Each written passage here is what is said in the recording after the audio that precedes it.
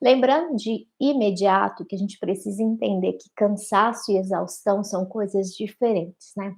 O cansaço, que muitos de nós sentimos, principalmente ali ao longo da semana, vai chegando no final de semana, bate aquele cansaço. Muitas vezes uma carga um pouco mais excessiva de trabalho traz esse cansaço.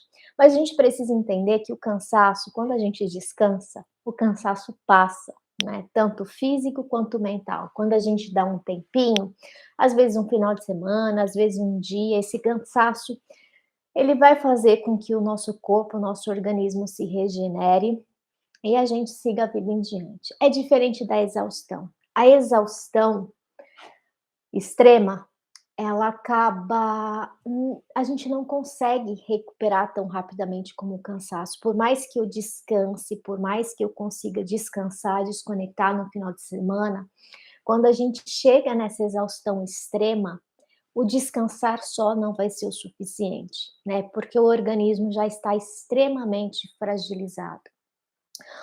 E talvez vocês conheçam isso, vem sendo muito falado hoje sobre a síndrome de burnout, né, que é essa desconexão, essa exaustão extrema.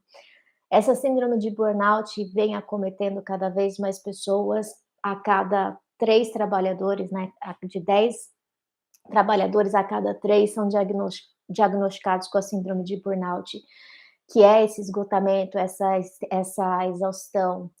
É um estresse que nos leva a um esgotamento não só mental, mas o corpo fisicamente fica esgotado também.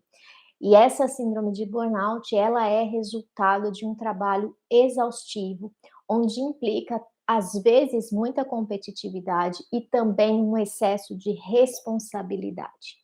E aí eu chamo a atenção para vocês, mulheres, assim como eu, né? Porque infelizmente, gente, por mais que a gente venha conseguindo, né, espaço cada vez maior na sociedade, quando a gente pensa, por exemplo, em altos cargos, quando a gente pensa em altos executivos, quando a gente pensa em poder, o primeiro nome que vem na cabeça, de fato, muito provavelmente não vai ser nome de mulheres, né, que estão ali em destaque. A nossa cultura, a nossa ancestralidade, né, é de que mulher fique em casa e o marido, o homem, vai trazer o sustento ali para a família. Mas esse cenário mudou, né? Nós mulheres estamos querendo cada vez mais espaço no mercado de trabalho. Mas o que acontece é que existe uma série de pré-julgamento, uma série de pensamentos extremamente arcaicos ainda. Então, para a gente entrar nesse mercado de trabalho, muitas vezes eu preciso deixar parte de mim para viver aquela parte do trabalho. Eu não posso ser como eu sou, porque as pessoas vão me julgar. Eu preciso me comportar dessa forma para as pessoas me respeitarem. É difícil, né? É difícil a gente ir abrindo mão de partes nossas para que a gente consiga o respeito, para que as pessoas olhem para a gente e falem assim: "Nossa, que profissional bacana", independente do sexo, independente da biologia. Eu me emociono, porque é muito duro, né. E a maior parte do meu público, sendo da seja da mentoria, seja nos treinamentos, né, como também no processo terapêutico individual, são mulheres, né. E eu venho atendendo cada vez mais mulheres que vêm se descobrindo, né, nessa síndrome de esgotamento, vivendo essa exaustão extrema, porque é extremamente cansativo a gente precisar abrir mão de quem a gente é, para viver o que as pessoas idealizaram da gente. O esforço que a mulher precisa fazer para se destacar naquele trabalho, para às vezes ganhar uma oportunidade para ser promovida, é muito grande, é muito gigantesco. É algo sobrenatural, né. Então, essa competitividade muitas vezes, ela é subliminar, sabe, ela não é dita, ela não é falada, mas internamente a gente busca isso dentro da gente, porque a gente sabe que em condições naturais não nos restam as oportunidades, a gente vai ter que lutar por aquilo. Então, a dedicação é extrema, a validação precisa ser extrema, Você não pode falar assim, você não pode falar assado, você tem que sentar dessa forma, você precisa tomar cuidado com a roupa que você veste, você precisa tomar cuidado com a maquiagem que você coloca, você precisa tomar cuidado com as cores da sua unha, porque afinal de contas, isso pode desviar a atenção. O cliente pode achar que você está dando em cima dele. Olha quantas e quantos pensamentos que não fazem sentido. Conscientemente, a gente sabe que não faz sentido, mas emocionalmente, o padrão que nos rege ainda nos prende a isso, né.